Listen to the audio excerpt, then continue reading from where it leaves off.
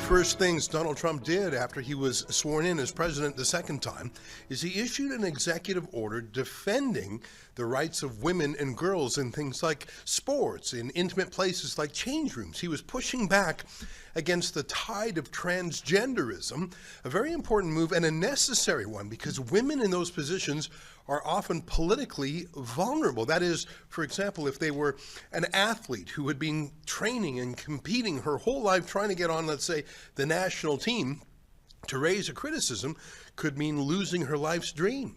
And it's very difficult to push back against an organized bully, which is really what the transgender movement has become.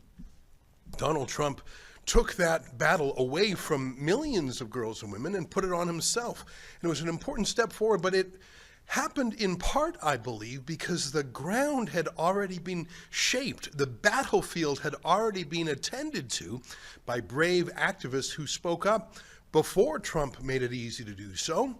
And I think one of the entire world's strongest voices is a Canadian who is well known in Canada, but who has taken his blunt, plain-spoken messages around the world, to Europe, to the Americas, in many places. He's always on the go.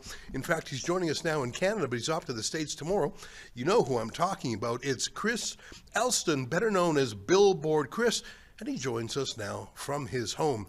Chris, great to see you again. I mean it when I say Trump did the important executive order, but it was politically possible for him to do that in large part because of the groundwork that you and other activists did. So I guess congratulations are in order.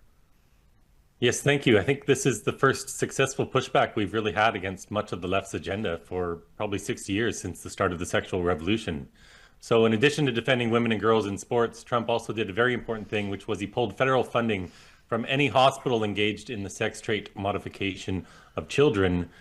Of course, I'm referring to puberty blockers, cross-sex hormones, and surgeries being done on kids who have been taught this ridiculous notion that they were born in the wrong body. So my message has been consistently, there's no such thing as a transgender child. The positive message we should be pushing is that our kids are beautiful just as they are. They don't need drugs or scalpels, and we're winning all over the world. Well, that's a good point. I mean, I know you've attended both the UK and you've been to Ireland. I think you were actually arrested in Ireland, if I recall. The UK has also pulled back from some of the insanity. Their top court said there is such a thing as biological woman.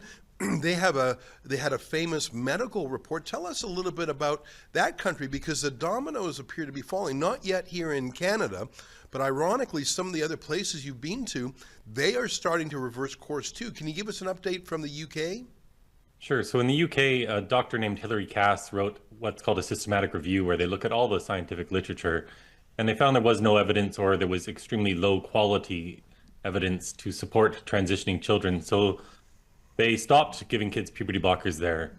They went even further in Scotland and they stopped giving them the opposite sex hormones as well.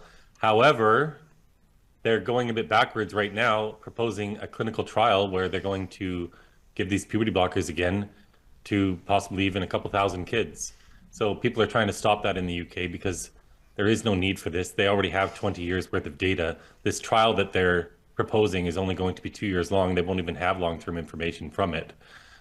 So the fight continues, but I was also just in Brussels last week speaking at the European Parliament, where on the continent of Europe, they're not making much progress at all, but I'm teaming up with some American conservative organizations and European conservative organizations to collaborate to help create more awareness in Europe as well. Well, I'm glad you're doing it. And in the UK, you have I would call an unlikely ally. I think the number one voice against this insanity is actually someone who would call herself very much pro-gay rights. She just believes in your message, which I think is a very powerful one, the very simple message: no one is born in the wrong body. So she's against the mutilation of children. She's also for the protection of women's spaces. I'm talking, of course, about perhaps the UK's most famous living author, J.K. Rowling. Have you had any interaction with her? Because she's so powerful, so culturally powerful, and also she's wealthy, so she's not worried about being canceled. I think she's really helped move the needle there. She's made it socially acceptable to oppose transgenderism. Have you had any dealings with her, or like me, you just sort of watch her with admiration?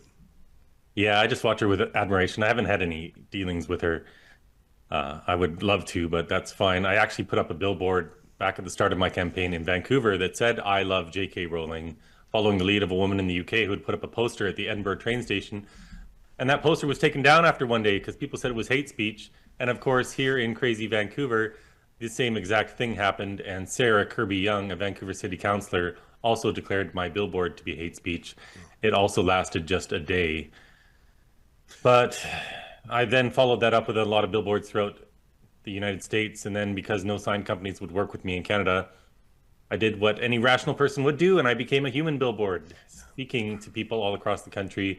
And I haven't stopped, and it's very successful because every normal person out there, virtually every parent, no matter where they are on the political spectrum, they know their girls are girls and their boys are boys, and we shouldn't be chemically castrating and sterilizing kids. So there's wide support for this. And I wish our politicians in Canada would find a little bit more courage to speak about this, because for the Conservative Party, this is a huge winning issue. I think you're right. And I was going to mention one more thing. Amy Ham, a nurse in Vancouver, supported one of those J.K. Rowling billboards, and it marked the beginning of a multi-year persecution of her by her own professional association. She was basically drummed out of a job as a nurse because she had that political opinion, which is just incredible, for saying, I love J.K. Rowling. I mean, just unbelievable. But back to your human billboard. When you have to put something in a billboard, I mean, good billboards are less than 10 words long, because typically you're driving by. It's not like a magazine ad where you might stop for a minute and read. So good billboards are short, understandable. Sometimes they don't even have any words. And so when you were forced, I suppose, to wear those sandwich boards and walk around, it really, I think, compelled you to crystallize your message down to the essentials. And you did it so well in such obvious ways that were so hard to dispute. I think just merely showing up, and I see other people copying your sandwich boards too. Give me some of the messages. I mean, some of them have stuck with me. Like, my favorite is "No one is born in the wrong body," and it's just such a plain and obvious and moral thing to say. I think that makes it tough for people to debate with you, so you often get some hostility. Tell me about some of the messages you wear and some of the reactions or criticisms they get. Yeah, my main message is always children cannot consent to puberty blockers. And that's obviously nothing hateful. It's a rather anodyne message. It might cause confusion in a lot of people. And for me, that's great because I'm out there to start conversations. And so if people are a little unsure about what it means, they come up and they ask about it. And in the beginning of my campaign over 5 years ago, really nobody had any clue what puberty blockers were. Today, the landscape has completely changed. I get so much support, constant high fives, people honking their horns, tons of support all over the streets of Canada and even the world, wherever I go. So really what I'm out here talking about is the medical abuse of children. And so that's my main message. And then the one I normally have on my back is my definition of a dad, which is a human male who protects his kids from gender ideology. And I think that serves a couple purposes. I also have those signs for moms, but part of my campaign is I really want to get the men going, because oftentimes with this sort of activism, it's women who are showing up at school board meetings and doing all that sort of thing, and men don't really know what to do. But I think we really need to fire up the men, because men are important, our voices are important. We've been told we don't matter for so long, and that sign is probably my most popular, I'd say.